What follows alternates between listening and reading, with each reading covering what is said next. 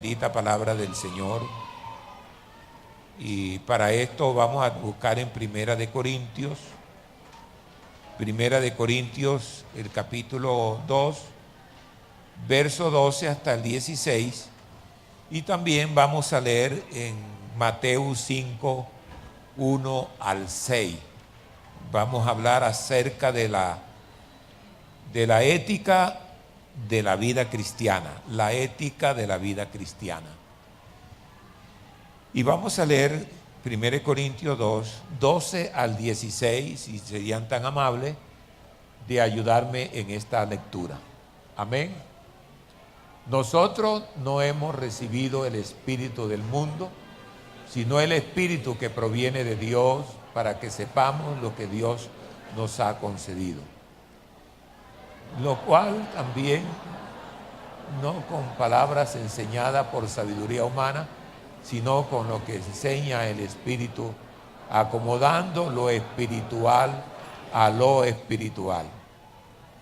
Pero el Espíritu no recibe las cosas que son del Espíritu de Dios, porque para ellos son locura y no las pueden entender, porque se han de discernir espiritualmente.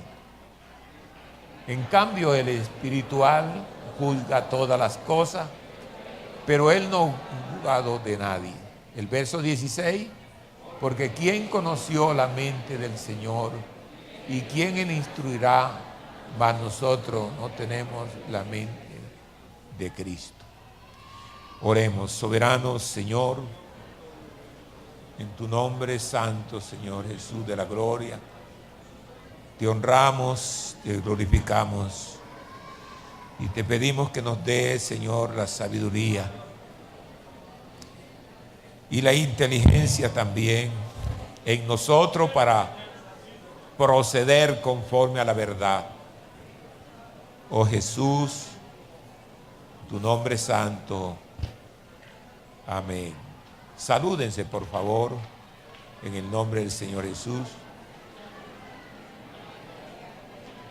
Amén. Amén, hermano.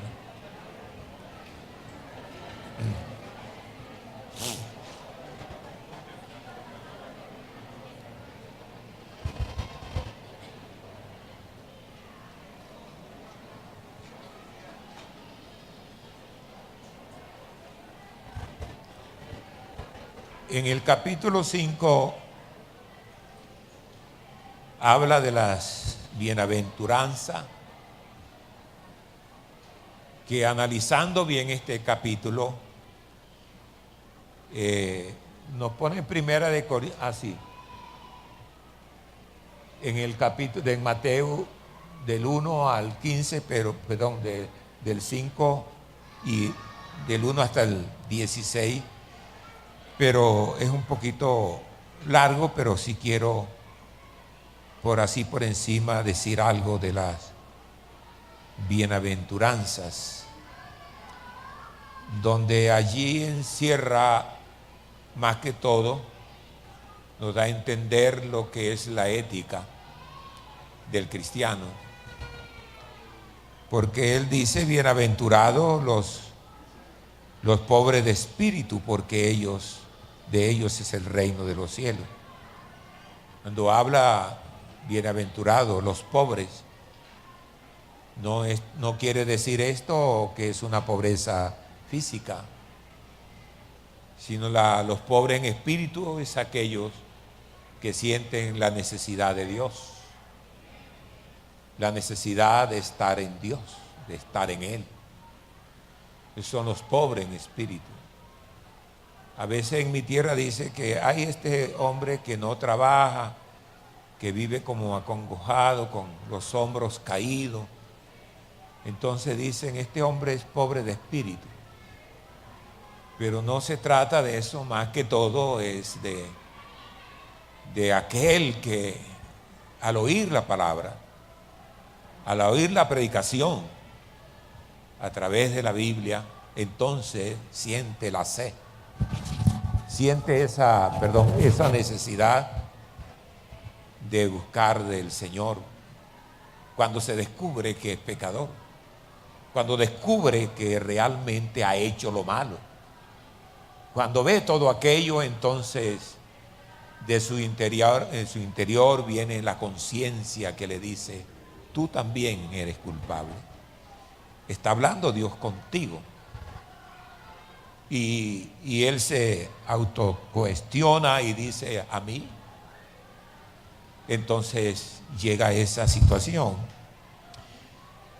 Y también cuando habla: bienaventurados los que lloran, porque ellos recibirán consolación. Precisamente por aquellos que cuando hay un arrepentimiento no hacen otra cosa sino que pedir súplica y llegan y lloran. Y también aquellos los que tienen hambre y sed de justicia. Ya hemos visto que la justicia viene de Dios, porque el hombre no podía hacer nada para justificarse. Y como no podía hacer nada para justificarse, para que haya justicia en él, porque no podía, era un hombre, una persona impotente para poder hacer algo o poner algo. Entonces, cuando él pide justicia, y la justicia la revela un hombre también, como el salmista que decía: como el ciervo brama por las corrientes de las aguas cuando tiene sed. Entonces dice: así clama por ti, oh Dios, el alma mía. O bien sea que va profundizando esa parte para que haya justicia. Y el único que pudo hacer justicia, después de haber quedado el hombre condenado, después de haber quedado el hombre, diríamos, sin cómo él tener las herramientas para salvarse, es que viene la misericordia de Dios.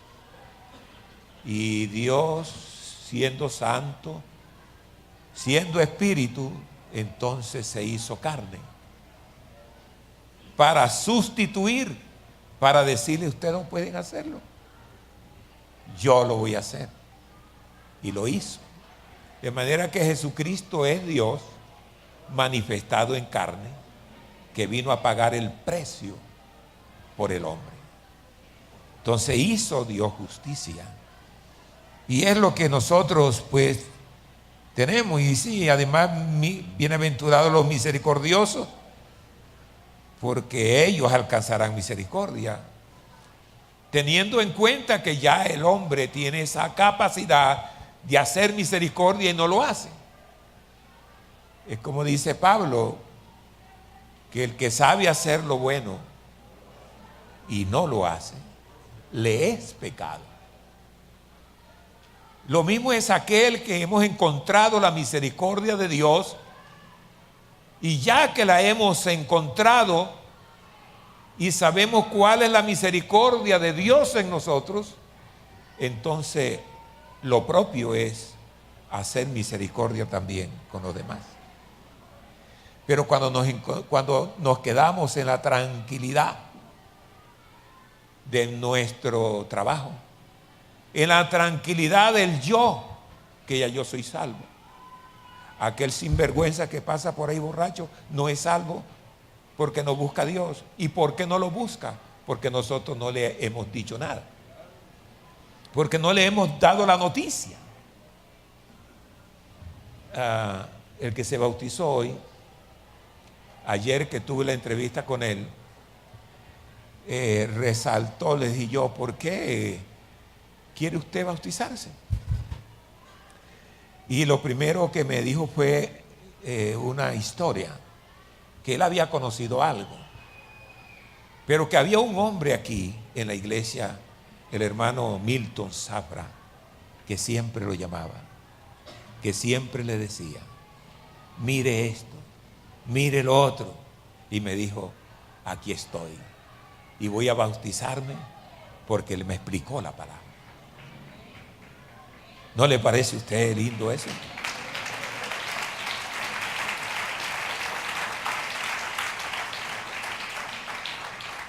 ¿Por qué no lo puede hacer usted?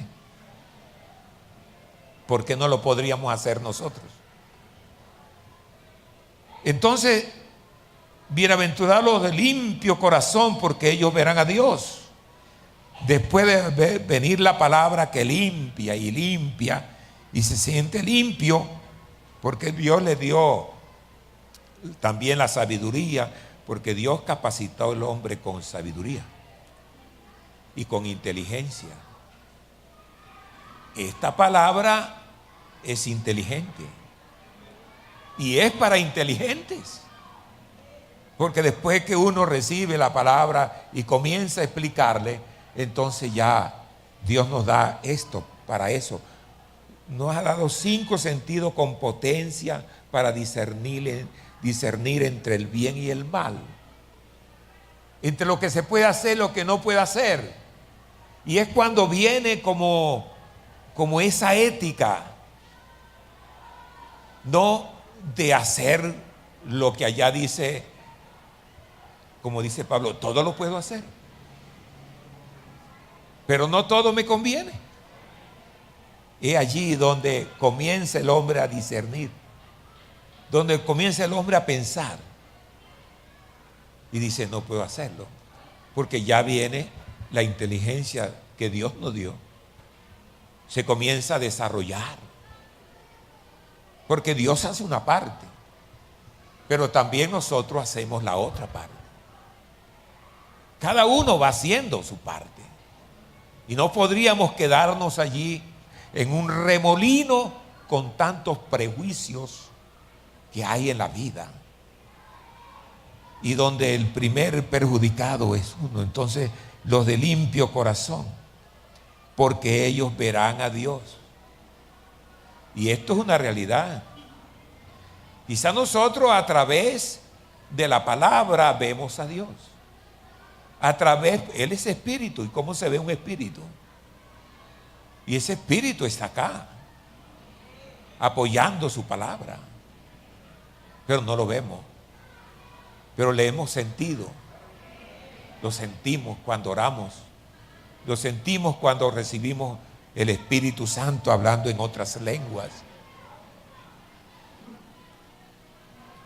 Dice la Biblia que si alguno vio a Cristo según la carne, cuando Él venga, ya no lo veremos así. Porque el hombre, para ver a Cristo cuando Él venga tal como Él es, el hombre tiene que estar capacitado para verlo. No lo va a ver carnalmente, no lo va a ver así de pasajero, no. Tiene que estar en una capacidad óptima espiritualmente para verlo. Saulo trató de verlo y quedó ciego. ¿Recuerda? En el camino de Damasco. Y quedó ciego. De manera que, para verlo, dice, bienaventurados los que padecen persecución por causa de la justicia, porque de ellos es el reino de los cielos. Bienaventurados sois cuando por mi causa os vituperen y os persigan y digan toda clase de mal contra vosotros, mintiendo. Dice, gozaos y alegraos, porque vuestro galardón es grande en los cielos, porque así persiguieron a los profetas que fueron antes de vosotros. Mirando el contexto de 1 de Corintios, y mirando esto, si es tan amable ponerme allí en la pantalla, 1 de Corintios capítulo 5. Y podríamos nosotros decir, bienaventurado, la palabra bienaventurado, la palabra griega describe a uno que es afortunado,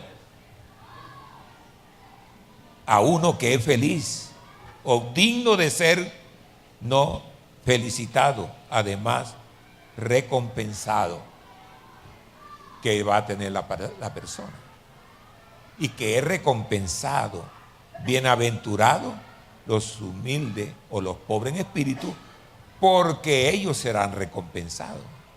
Y cada una de estas cosas serán recompensados. De manera que no sé por qué algunos, conociendo el camino, de pronto se enrolla en el laberinto del pecado y pierde ser recompensado. Realmente es necesario tener esa parte. Esto concuerda de un cristiano con pensamientos espirituales. Es allí donde ya practica esta palabra, que sabe que es responsable, que no hay que estarle diciendo. Cuando se mete en problemas hay que estarle diciendo, cuando es lo otro hay que estarle diciendo, y entonces nunca será adulto. Cuando se le dice a una persona que no tiene madurez, no es a un niño, porque un niño tiene que madurar físicamente, intelectualmente, para poderle decir que es un inmaduro. Hay palabras de niños que nos sorprenden. Y otros no nos sorprenden, sino que parece que, o que hay un adulto que dice, que hace preguntas de niños, físicamente hablando. Y los padres, ojo con esto, cuando tengan sus niños que ya hacen preguntas, es decir, haga lo posible por respondérsela. Si usted no la sabe, búsquela, porque el niño tiene un vacío y él va madurando y va descubriendo y va diciendo, esto, lo otro.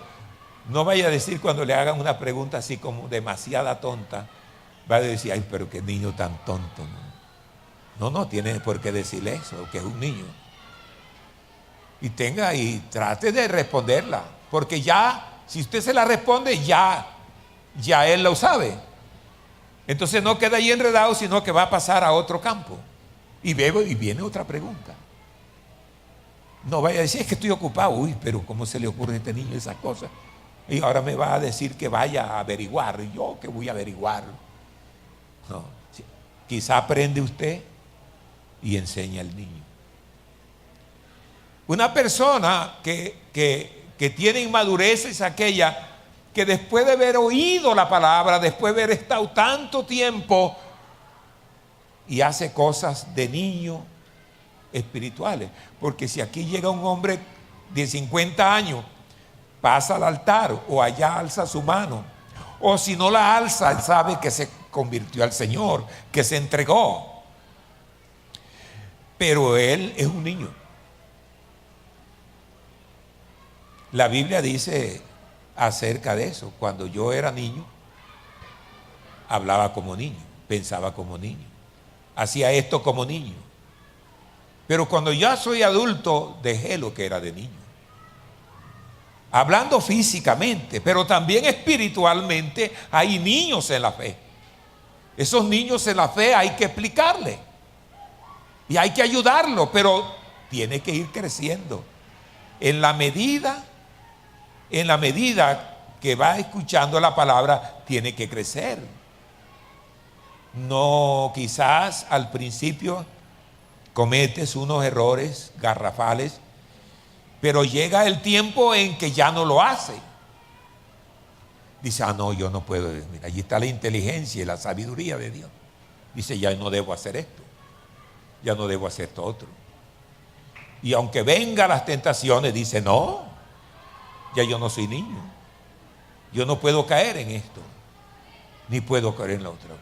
En otras palabras, uno tiene en la vida, hermano, que aprender ya como adulto de saber que una cosa es una cosa y otra cosa es otra cosa. No podemos mezclar las cosas. Ejemplo, si usted tiene un problema con un vecino y dice, yo no voy más a la iglesia, ¿qué culpa tiene la iglesia? ¿Qué culpa tiene la iglesia de lo que usted tuvo con su vecino? Que tuvo un fracaso, ¿qué culpa tiene la iglesia de tu fracaso? O Dios de tu fracaso. Porque algunos todos se lo echan a veces a Dios. y de ñapa al pastor también. A veces uno está en un problema de alguien con otro y tal, y uno comienza como a tratar, al fin se le cae el agua, porque a veces pierdes el pastor.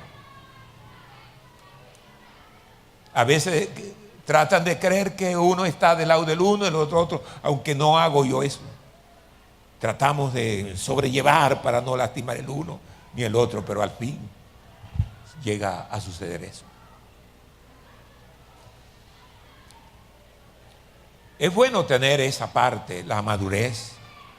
Entonces esto concuerda de un cristiano con pensamientos espirituales para tener palabras espirituales. Y esto puede referirse a comparar cosas espirituales con palabras espirituales. O bien sea interpretar cosas espirituales a personas con palabras espirituales. Entre las palabras y la parte espiritual tiene uno realmente que centrarse, comparar verdades espirituales con otras verdades espirituales, y cada uno va caminando. Por eso la ética cristiana es la ciencia que estudia la moral netamente evangelística, es decir, la que viene de las Escrituras. De acuerdo a esto, hay una ética natural, o esa ética que también a veces se usan acerca de muchas cosas filosóficas. Entonces, esta ciencia se ha venido desarrollando y gradualmente, no hay que confundir con ciertos tipos de filosofía que llevan una similitud o parece como difícil de separar, pero no. A veces eso está dentro de la obediencia de lo que es una verdad espiritual. Cuando uno llega a mirar esa verdad espiritual, entonces esa persona comienza a desarrollar la ética espiritual. Una persona que no hay que de verdad, donde muchos pierden ese sentir en Cristo, como le diría, tratan o pierden ese sentir espiritual, o que se llegan a confundir porque hay cosas filosóficas que tratan como de distanciar, aunque la filosofía no es así. La filosofía no es como mucho. Pablo habla de una vana filosofía, pero hay filosofía que llevan al hombre a la parte analítica para que piense mejor, pero no quiere decir que sea diabólica. De manera que la filosofía nos lleva a la ecuanimidad, ¿no? A la serenidad, nos lleva a la comprensión. Además es un conjunto de doctrina que nos lleva a interpretar la ética cristiana también. Allí es donde entramos, no con filosofías baratas, sino también para interpretar la misma palabra de Dios, de lo que nos dice en esa verdad bíblica. ¿Quién tiene un problema con su esposa y luego donde tratan de separarse y más bien entran en ese valle de venganza y de una cosa y la otra? Porque ni siquiera a un enemigo como cristiano podía yo portarme así, porque más bien yo tengo que guardar esa ética cristiana de que porque sea inconverso o porque no sea de nuestra iglesia tenga que tratarlo mal, sino que a todo hombre vino Cristo a morir por ellos. Yo tengo que guardar el respeto, el propósito de Cristo, de lo que hizo en el Calvario, que no fue para nosotros solamente, sino para todos los hombres. Y yo tengo que respetar eso. Yo tengo que guardar en que aquel hombre tiene una esperanza, en que el hombre, por muy malo que sea, yo tengo que respetar esas palabras que dice la Biblia, que Cristo murió por todos los hombres. Y eso tengo yo que respetarlo. Entonces yo tengo que entrar ya, no en una ética natural, sino que como entiendo las cosas espirituales, me lleva a pensar espiritualmente. Obediencia y la ética natural, el respeto a los demás, incluyendo a todas las personas en general. Usted le habla a una persona del Evangelio, le está explicando el Evangelio, pero usted no puede decirle a esa persona, por el hecho de que tuvo la amabilidad de oír la palabra de Dios a través de uno, gracias por eso, porque me ayudó a cumplir un deseo. El deseo del cristiano es hablarle a otro de la palabra. Y si alguien me atiende, ayudó a cumplir mi deseo. Y cuando ha ayudado a cumplir mi deseo, yo le doy gracias a Dios y a ella también. Muchas gracias. Pero eso no quiere decir que yo tengo que someterlo. Eso quiero decirle que yo tengo que decirle, oiga, va a haber bautismo, ¿por qué no se bautiza esta semana que viene? No, señor. Él tiene que ir madurando.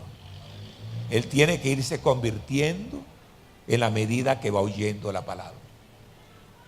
Si no, nos metemos en un terreno que no es de nosotros.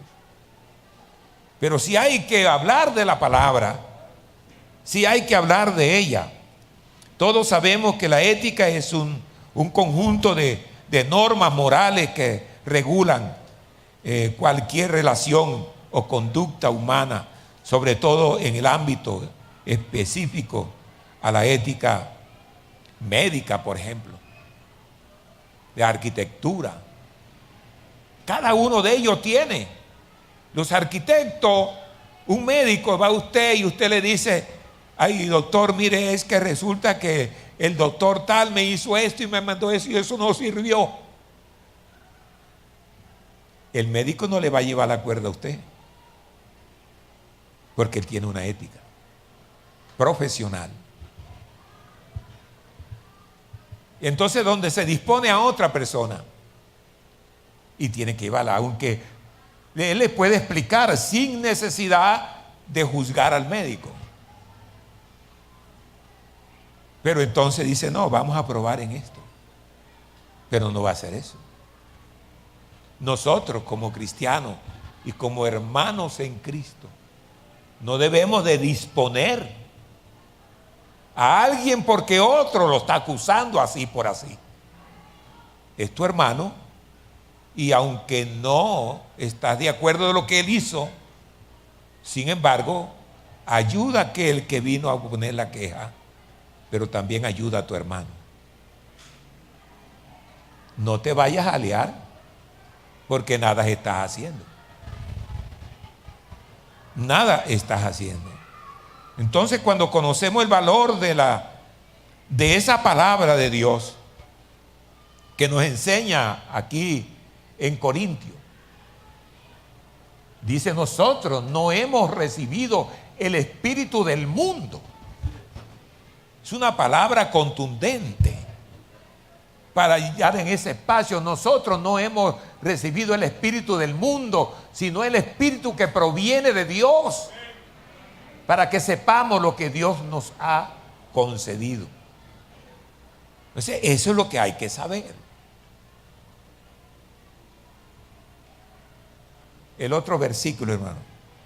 O bien sea tales como el valor moral Sé lo que es la ética, valores en los valores como un componente especial, como esas herramientas para desarrollar a otros los valores en el hogar, el trato con justicia, porque eso lo hemos conocido, tales como el valor moral, espiritual, social, familiar, ¿no? Personal, para desarrollar el valor de la ética cristiana. Eso como llamamos comúnmente el buen testimonio, la buena forma de vivir. Esas cosas que cuando tú siempre pasas por lo mismo y dice lo mismo, y dice hasta mentira, que a veces hay personas que ni ellos mismos se la creen.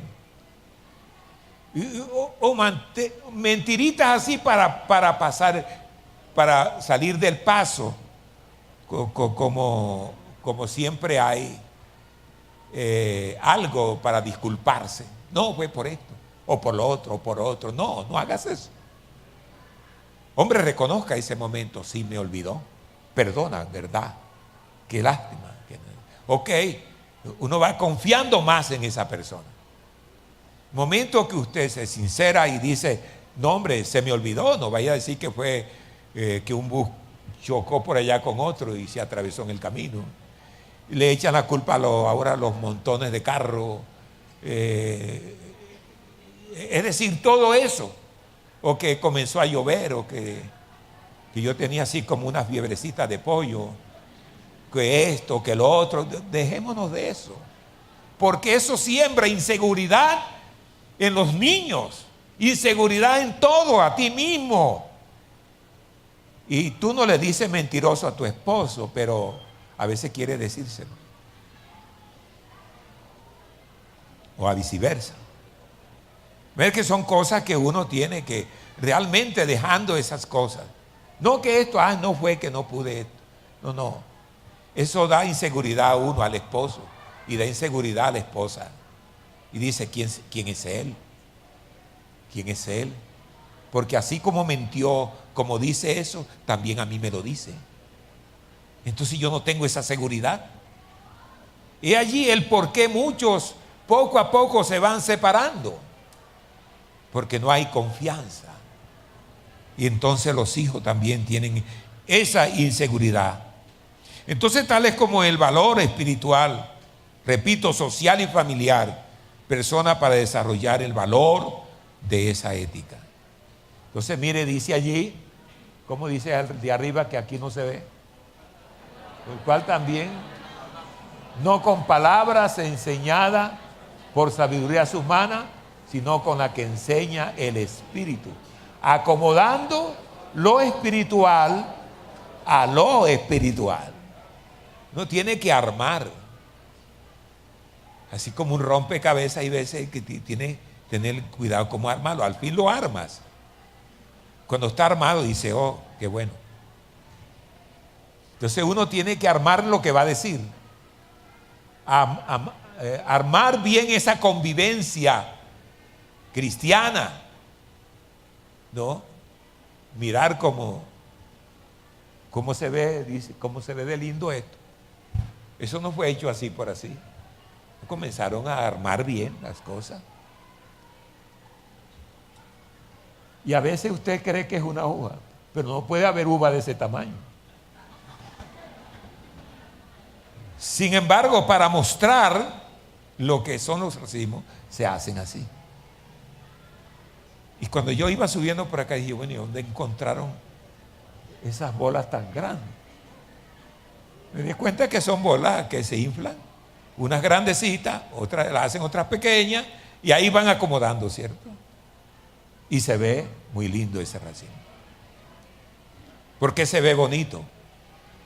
Porque va acomodando. Y cuando hay esa tensión tan linda en un cristiano, es porque se va acomodando lo espiritual a lo espiritual. Porque no podemos seguir lo mismo pensando que vamos a hacer las cosas así por así. tenemos que tener un origen, un punto de partida. Tenemos que buscar el contexto de la palabra. Cuando tú vas a leer un libro o el libro de la palabra de Dios, en Éxodo, cualquier libro, usted comienza a decirle, bueno, ¿y quién dijo esto? Ah, lo dijo Pablo. ¿Y cuándo lo dijo? ¿Por qué lo dijo? ¿A quién se lo dijo? ¿Por qué lo dijo? Etcétera, etcétera, etcétera. Y va acomodando en el pensamiento eso y luego llega a desarrollarlo. Entonces se necesita pensar en el discernimiento moral del individuo a los que componen la familia. Hay veces obramos con ética, ojo, en el trabajo hablamos con ética, en el trabajo obramos simpáticamente, pero resulta hay veces que con la familia no somos así. No hay ética para hablar. Si es al patrón, con mucho respeto, patrón, sí señor, ¿en qué puede decir esto y tal, tal, tal? Al compañero que está así, sí, amigo, ¿cómo no? Sí, cómo no, mire esto y tal, tal, tal. Que no puedo hacerlo porque esto le pertenece a él o de pronto lo ofenda, ese es su trabajo, no puedo meterme en él y tal, y para allá y para acá. Arman bien las cosas. Pero ¿por qué obramos con ética y la parte espiritual por fuera, pero dentro del hogar somos un poco espachados? Bueno, todo eso lo vamos desarrollando en la medida que el tiempo va pasando. Una persona así tendrá autoridad moral porque se sujeta a la verdad como dice la Biblia. En San Juan capítulo 8, verso 36, sin perderme esta parte. Puede borrar y ponerme esta. 8, dije 36. ¿Cómo dice? Así que si el Hijo os libertare, seréis verdaderamente libres.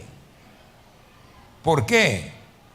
Porque una persona así tendrá autoridad moral, porque es libre. Puede decir algunas cosas porque es libre. Tiene autoridad para enseñar a otros porque vive eso que está enseñando. Entonces la ética cristiana solo se puede basar en esa verdad, la cual fue no personificada en Cristo. En San Juan capítulo 14, San Juan capítulo 14, el verso 1.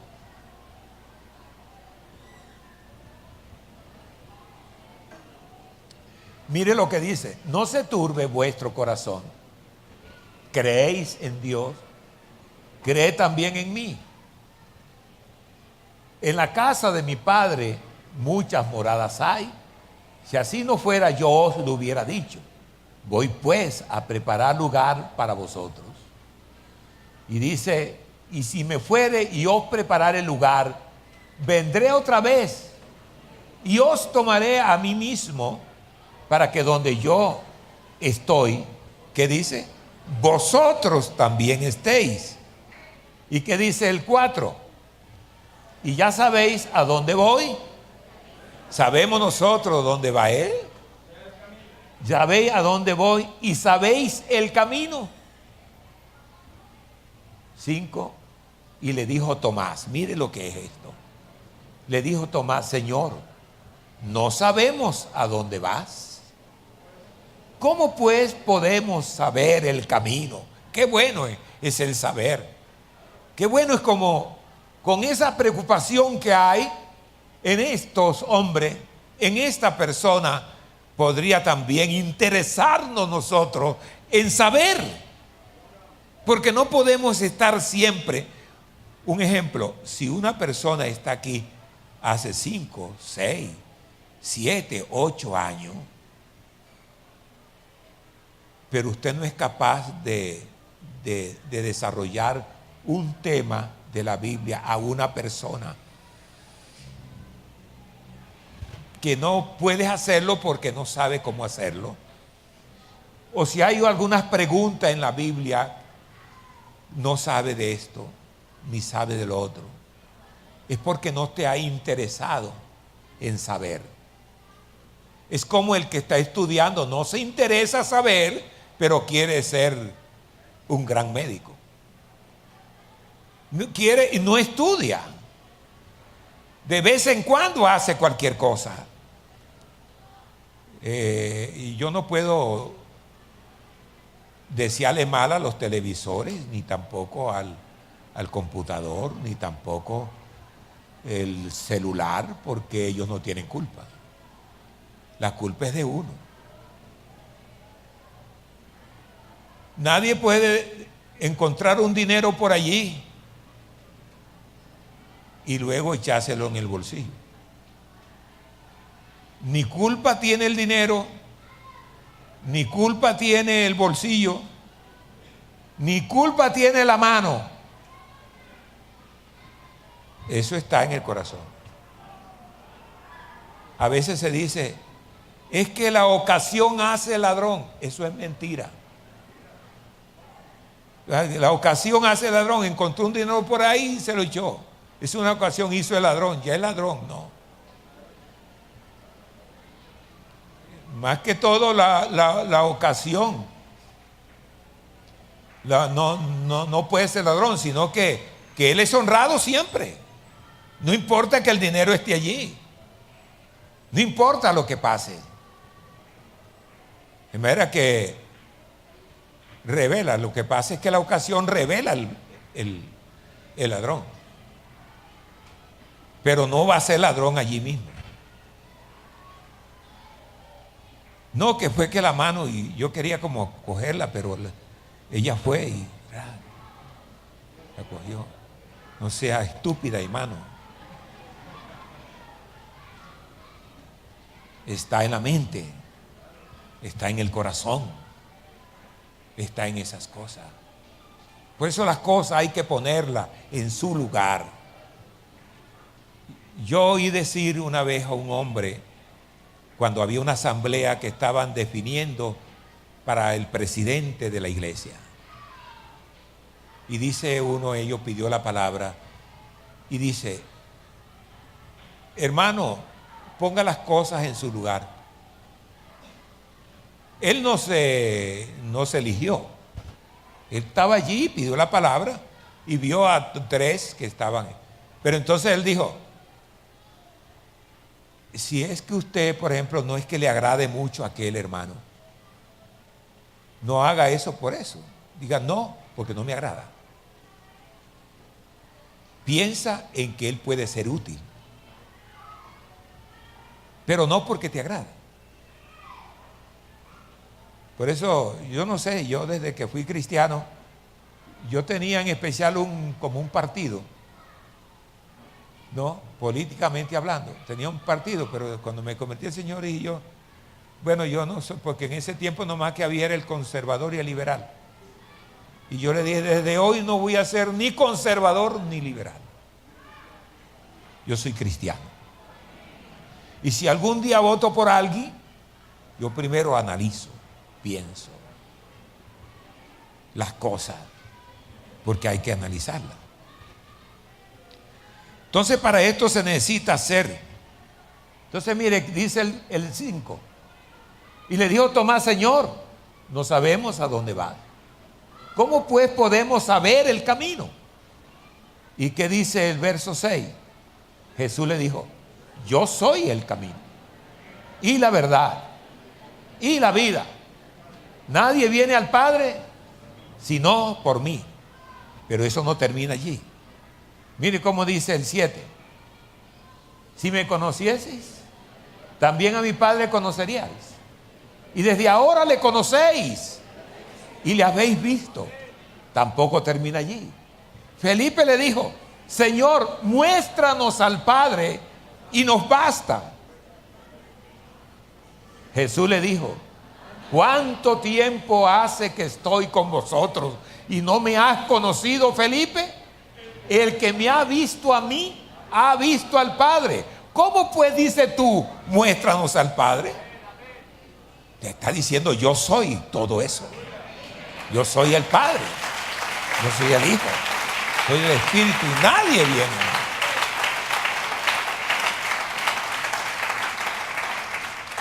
en esta suma de ideas realmente uno tiene que ir pensando para que llegue la madurez, para que llegue la ética. Una persona así tendrá autoridad moral porque se sujeta a la verdad, como dice ahí en lo que hemos dicho. La ética cristiana solo se puede basar en esa verdad en la cual fue personificada en Cristo, en Él. Y por eso se revela de esa manera. Tanto tiempo hace que estoy con vosotros y no me has conocido. Averíguate bien. Mira bien. Tanto tiempo que estamos hay veces y hacemos las cosas lo mismo. Y siempre lo mismo. ¿Por qué? Y no me has conocido, el que me ha visto a mí, ha visto al Padre. ¿Cómo pues dices tú? Muéstranos al Padre. Entonces hay que dejar establecido que la ética cristiana enfatiza la vida colectiva, o sea, del espíritu, los atributos, beneficios propios de un valor ético, porque eso nos lleva. Bienaventurados los de limpio corazón, porque ellos verán a Dios. ¿Se fija? Porque guardaron la palabra, porque guardaron las reglas. A veces una empresa tiene unas reglas, las reglas del juego. Las reglas del juego es para llevarnos por ella, para hacer las cosas correctas, para beneficio de todos. Esas son las reglas del juego. Para llegar a esa culminación, son estas, para irlas llevando, o bien sea para cultivarlo. Entonces la ética evangelística tiene una connotación muy profunda, un punto de partida, Jesucristo mismo. De Él aprendemos las buenas acciones con el resultado de la salvación, como dice allí en el verso 17 de Mateo 5, verso 17, Mateo 5, 17. No penséis que he venido para abrogar la ley o los profetas. No he venido a eso. No he venido para abrogar, sino para cumplir. Porque quien cumplió la ley fue Jesús.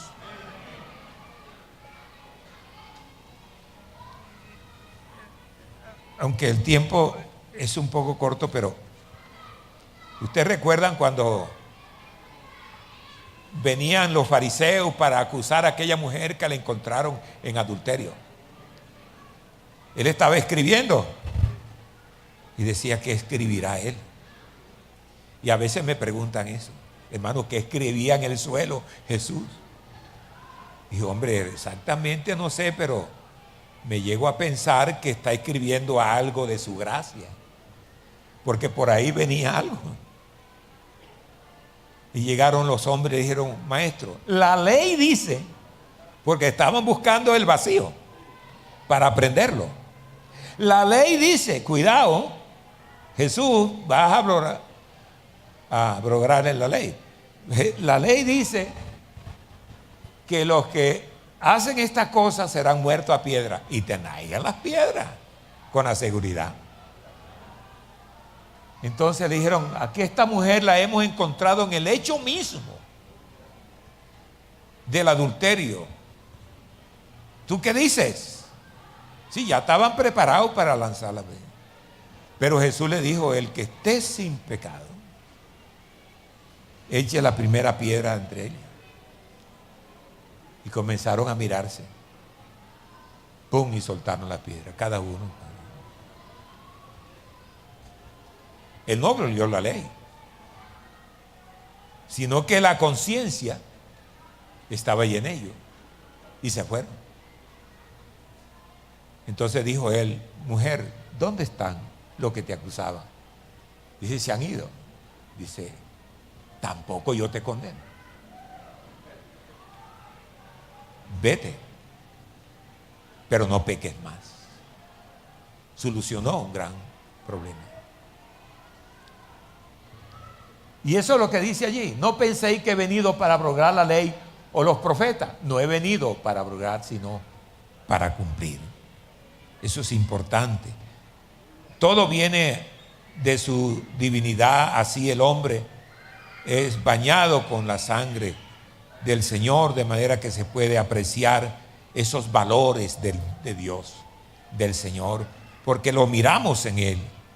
Es la única base para establecer reglas de ética cristiana, debido que el individuo, si bien tiene ciertas capacidades de discernimiento moral, no debe también pensar, no puede por sí discernir las cosas que son de Dios.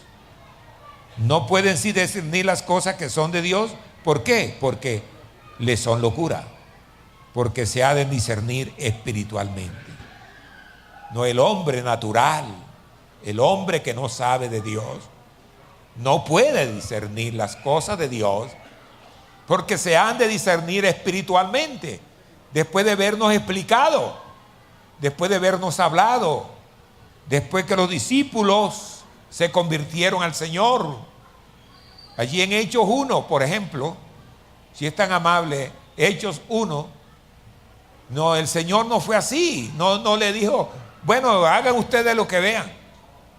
Por ahí llegó un hermano una vez y me dice, hermano, vengo con mi Biblia porque voy a evangelizar. Y yo le dije, no, es que eso no es así, eso es con orden. Porque yo no sé qué va a decir él, yo no sé qué sabe él. Uno tiene que decirle a un hermano, como hermano Juan David viene aquí y me dice, hermano, voy a evangelizar. Hermano, para mañana es tarde. Porque son muchachos, son jóvenes que saben de la palabra.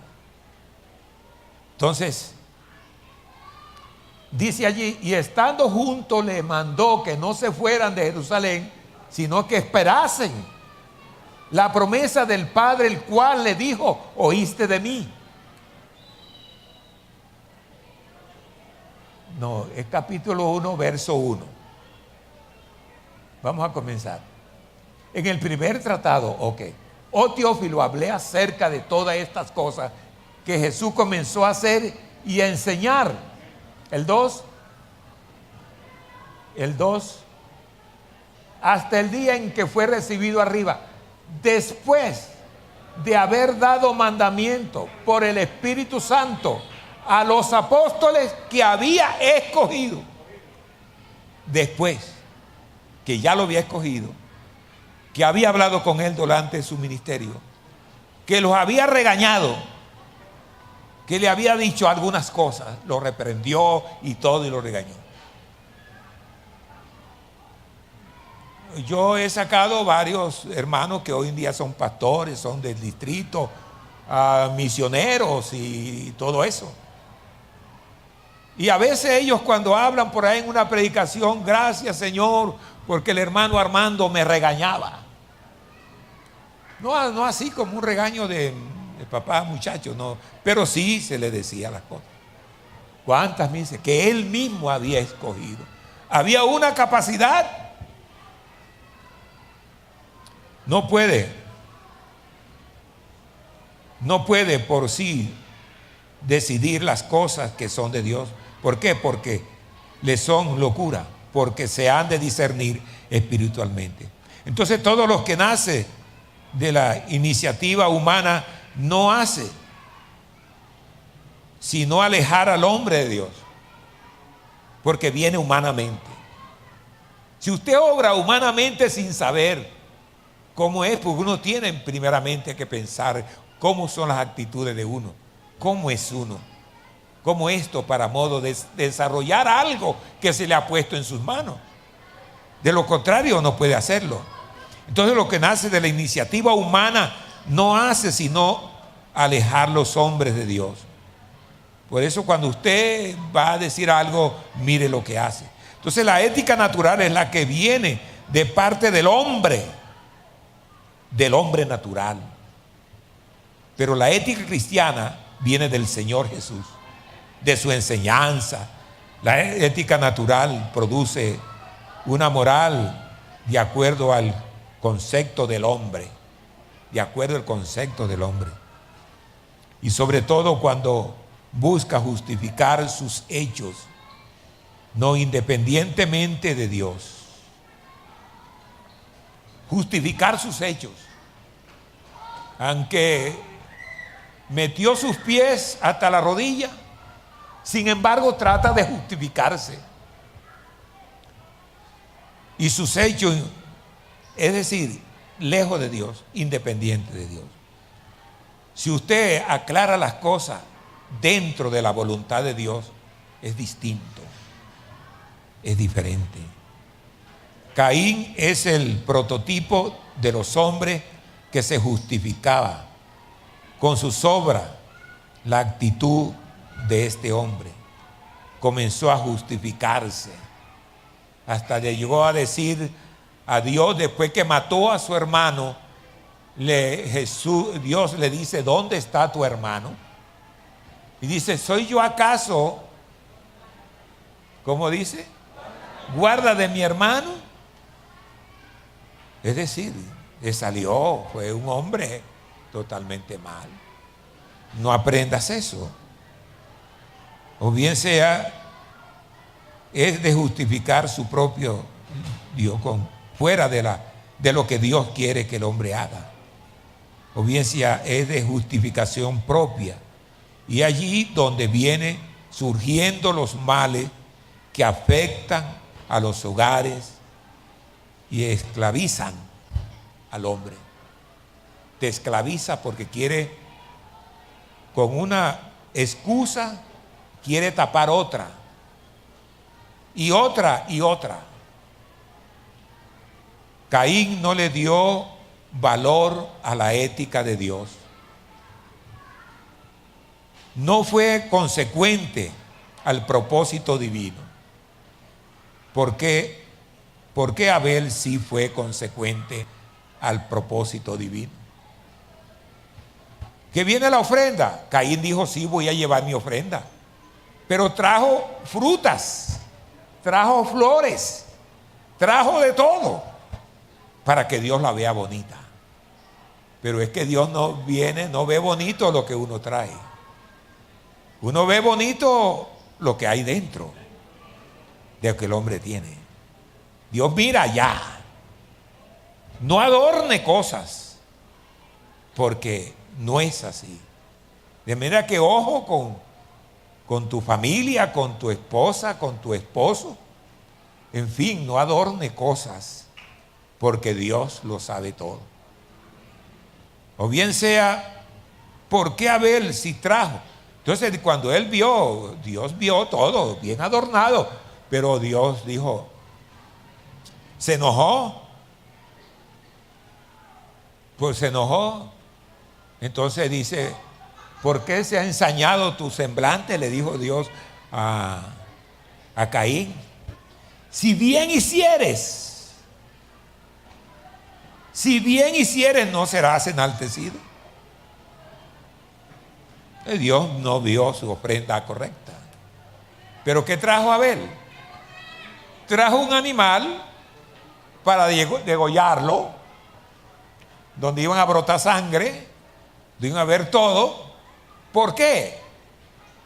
Porque era consecuente Abel. Porque Abel sabía, de acuerdo a lo que Dios hizo, matar un cordero para vestir a sus padres. Es decir, que Dios, óigame bien, Dios mató a un inocente para justificar a dos culpables. Y así hubo una redención.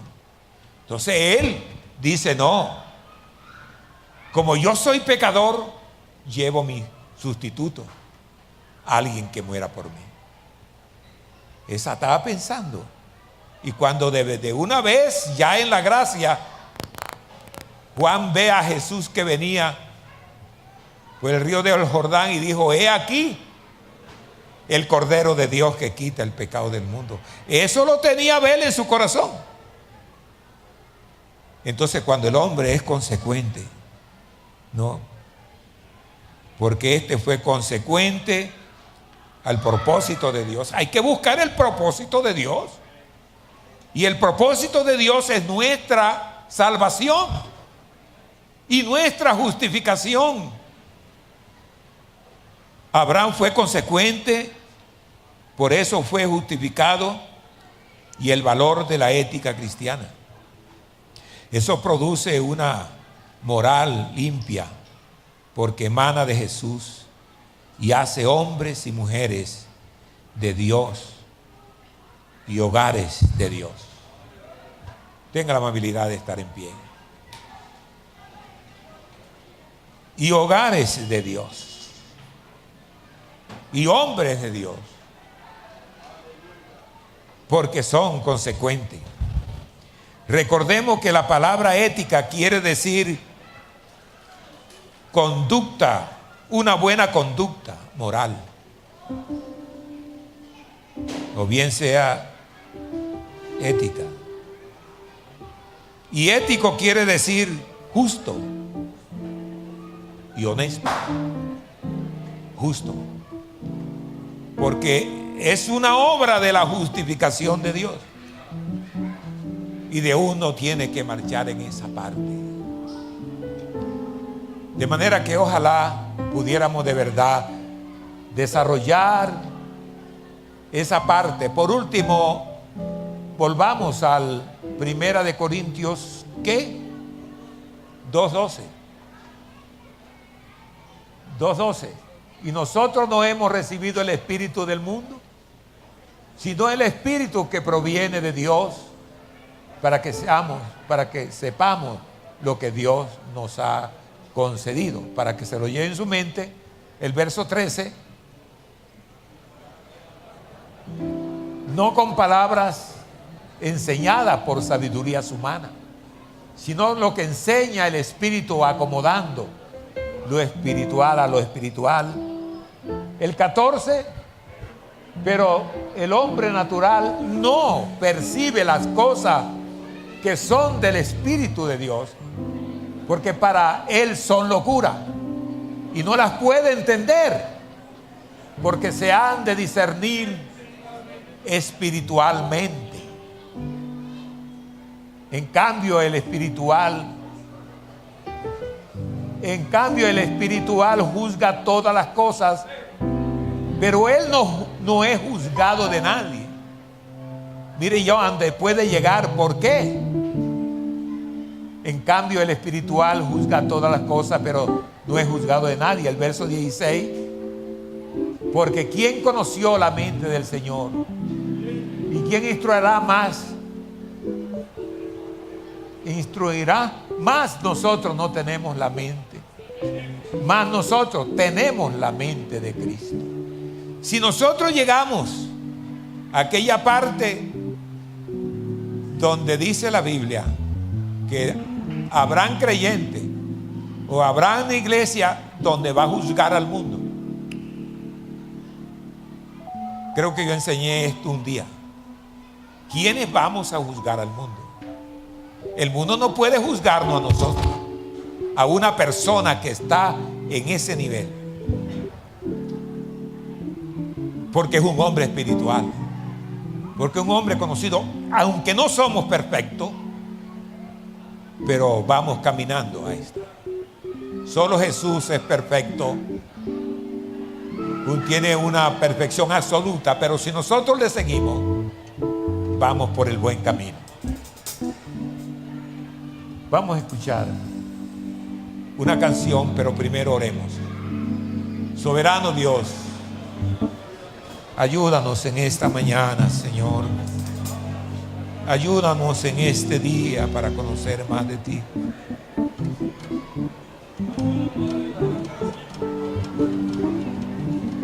Que tu palabra, oh Dios, sea siempre guardada en nuestros corazones, en nuestras vidas, Señor. Yo antes que canten los hermanos, yo quiero decirle a todos los hermanos que la construcción que vamos a tener acá, usted tome parte de esto.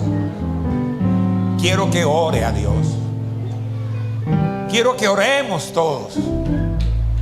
Y quiero a todos los que nos están viendo por el internet, que ojalá ya, aunque usted no sea de aquí de la central, pero ayúdenos, porque a usted le conviene que esto sea construido para bien, para esta iglesia que fue la iglesia primitiva de Colombia.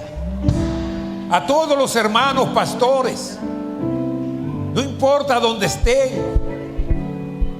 aunque no sean de este distrito, pero le pedimos a ustedes que nos apoyen en sus oraciones y en ese querer que la iglesia primitiva, esto lo he dicho varias veces, sea construida. Porque ya estamos contra la ley, porque el espacio no está conforme a los requerimientos de la ley. Lo escuchemos. Amén. Es Cristo la roca, el ancha de mi fe, los mares del lamento, días del temor, terminarán por siempre, por mi supremo Rey. Es Jesucristo mi refugio, es Cristo la roca, el ancha de mi fe, los mares del lamento, días del temor, terminarán por siempre, por mi supremo Rey. Es Jesucristo mi refugio, es Jesucristo mi refugio, es Jesucristo mi refugio. Den un aplauso al Señor. Su nombre es santo, Señor.